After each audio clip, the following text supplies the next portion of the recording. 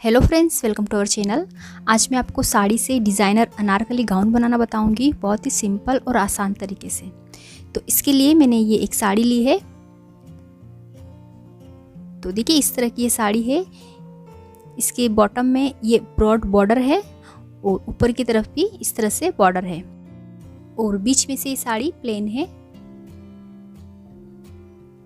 और देखिए ये इसका पल्लू है और लाइनिंग के लिए मैंने 3 मीटर क्रेप फैब्रिक लिया है। तो चलिए अब इसकी कटिंग स्टार्ट करते हैं। तो देखिए सबसे पहले हम इसकी जो ऊपर ये बॉर्डर है इसे कट करके निकाल लेंगे। देखिए मैंने पूरी बॉर्डर को कट कर लिया है और जो नीचे वाली बॉर्डर है इसे हम कट नहीं करेंगे। तो इसमें मैं आपको बिना बॉर्डर को कट किए कली की कटिंग करना बताऊंगी, वो भी सभी साइज़ के लिए। तो देखिए साड़ी में से मैंने 1 मीटर फैब्रिक निकाल लिया है, जिसमें से ऊपर से हम इसका टॉप पार्ट कट करेंगे और बचे हुए फैब्रिक से स्लीव्स कट करेंगे। तो देखिए फैब्रिक को हम इस तरह से फोल्ड करेंगे और अब इसे फिर से एक बार फोल्ड करेंगे। तो इस तरह हमें फैब्रिक को 4 फोल्ड करना है और ये 4 फोल्ड मैंने 11 इंच तक किया है। जो भी हमारी चेस्ट हो उसका चौथा हिस्सा प्लस 2 इंच मार्जिन लेना है। टॉप पार्ट की लेंथ ले रही हूँ मैं 16 इंच। तो इस तरह लेंथ का निशान लगा के फैब्रिक को हम कट कर लेंगे। तो देखिए टॉप पार्ट के लिए मैंने फैब्रिक कट कर लिया है। ये 4 फोल्ड में फैब्रिक है। टॉप पार्ट की रेडी लेंथ है मेरी 15 इंच, उसमें प्लस 1 इंच सिलाई मार्जिन, तो टोटल 16 इंच मैंने इसकी लेंथ ली है। अब यहाँ से शोल्डर का हाफ लेंगे। तो इसके शोल्डर लूँगी मैं 7.5 इंच, क्योंकि इसमें मैं बोट नेक बनाऊँगी। और आर्म होल भी ले रही हूँ 7.5 इंच।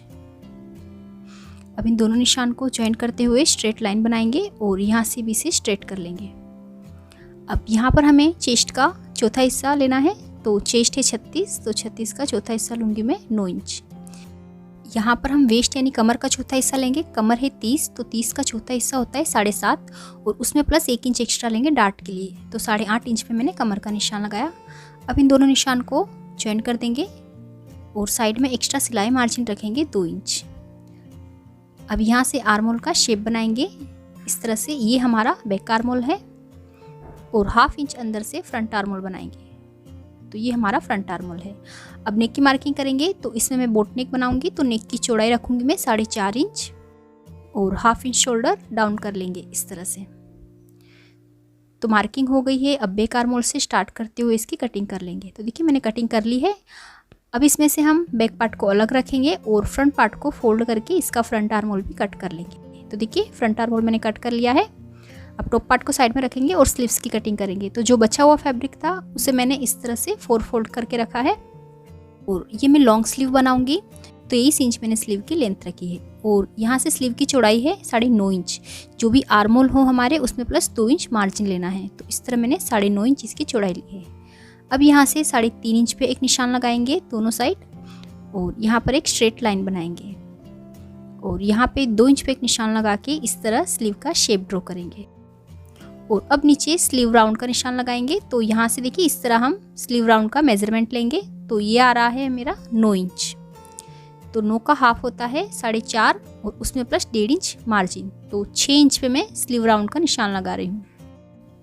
अब इन दोनों निशान को ज्वाइन कर लेंगे इस तरह से। तो मार्किंग हो गई है। अब इसी मार्किंग पे स्लीव्स की कटिंग कर लेंगे और इसका फ्रंट आर्म होल भी कट कर लेंगे। अब हम बॉटम पार्ट के लिए पैनल यानी कलिया कट करेंगे। तो देखिए फैब्रिक को मैंने इस तरह से 4 फोल्ड करके रखा है और जो ऊपर से हमने बॉर्डर कट की थी उसे मैंने नीचे अटैच कर लिया है। देखिए जिससे हमारे गाउन की लेंथ आ जाएगी। और ये फैब्रिक हमने 4 फोल्ड करके रखा है और अब हम इसे एक बार फिर से फोल्ड करेंगे इस तरह से। तो अब ये 8 लेयर में फोल्ड हो गया है और अब इसे एक बार और फोल्ड करेंगे। तो टोटल 16 लेयर में फैब्रिक फोल्ड हो जाएगा, क्योंकि इसमें से हम 16 कलियाँ कट करेंगे।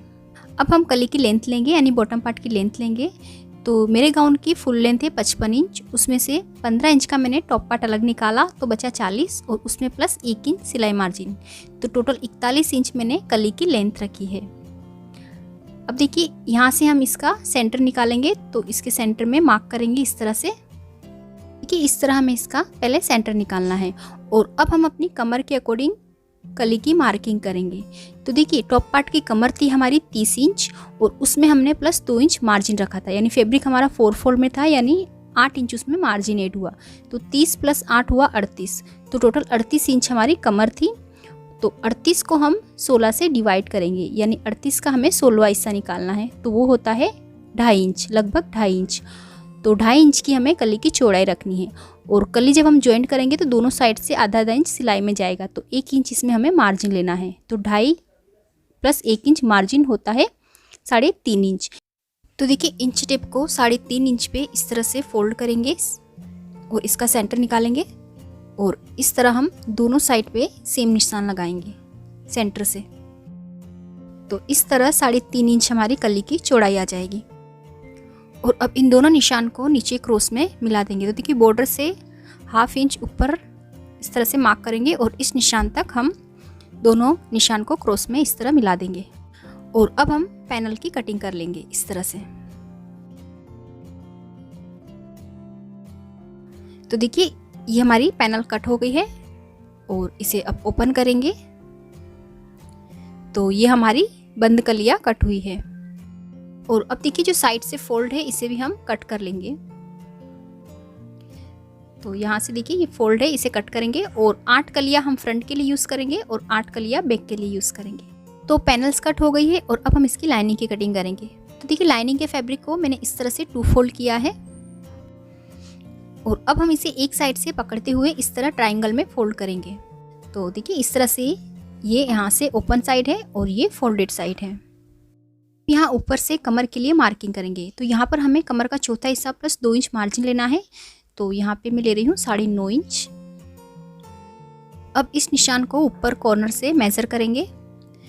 तो देखिए ये आ रहा है 12.5 इंच पे। तो इंच टेप को इस तरह गोलाई में घुमाते हुए 12.5 इंच पे निशान लगाएंगे। अब इस गोलाई को मेज़र करेंगे इस तरह से। तो देखिए 9.5 इंच हमारी कमर आ रही है बराबर। अब इन सभी निशान को इस तरह से ज्वाइन कर देंगे। अब इस निशान से नीचे तक हम लाइनिंग की लेंथ लेंगे। तो लाइनिंग की लेंथ लूँगी मैं 40 इंच, और इसमें मैंने सिलाई मार्जिन एड नहीं किया है क्योंकि फोल्ड होने के बाद ये 2 इंच कम रहेगा, और हमें लाइनिंग की लेंथ 2 से 3 इंच कम रखनी है। इंच में निशान लगाएंगे पूरी गोलाई में।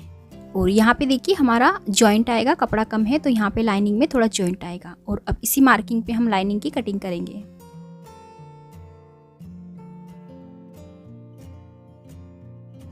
और अब देखिए जो नीचे बचा हुआ फैब्रिक था उसे हम ऊपर इस तरह से सेट करेंगे, और यहाँ से नीचे इक्वल करते हुए हम मार्क कर लेंगे। तो यहाँ से आप इस तरह हाथ रखते हुए आपको पता चल जाएगा कि कहाँ तक हमारी लेंथ है, और इस तरह से हम मार्किंग कर लेंगे और एक्स्ट्रा फैब्रिक को कट कर लेंगे। तो इस तरह देखिए ये जॉइंट भी कट हो गया है। और अब इसकी स्टिचिंग करेंगे। तो देखिए सबसे पहले हम इसका नेक कट करेंगे। तो नेक की चौड़ाई थी हमारी 4.5 इंच, और नेक डीप रखूंगी मैं 3 इंच फ्रंट और बैक दोनों के लिए। और देखिए इस तरह एक बॉक्स बनाएंगे, और इसमें मैं बोट नेक का शेप बना रही हूँ इस तरह। और अब नेक को कट करेंगे। तो यहाँ पे मैं दोनों नेक साथ में कट कर रही हूँ इस तरह से। अब इसमें से बैक पार्ट को अलग करेंगे। अब फ्रंट में हम की होल नेक बनाएंगे। तो देखिए नेक के नीचे 3 इंच पे एक निशान लगाएंगे, और इस तरह हल्का सा वी शेप ड्रॉ करेंगे और इसे कट कर लेंगे। तो देखिए इस तरह से ये हमारा फ्रंट नेक रहेगा, और ये बैक नेक। और देखिए मैंने टॉप पार्ट की लाइनिंग की भी कटिंग कर ली है, और लाइनिंग पे मैंने नेक कट नहीं किया है। और अब हम इसकी स्टिचिंग करेंगे। तो ये हमारी लाइनिंग है, इसके ऊपर हम मेन फैब्रिक को रखेंगे इस तरह से, और ऊपर इसकी रॉन्ग साइड है, और दोनों साइड से इसे बराबर मिलाते हुए रखेंगे। और अब हम इसी शेप में नेक को स्टिच कर लेंगे।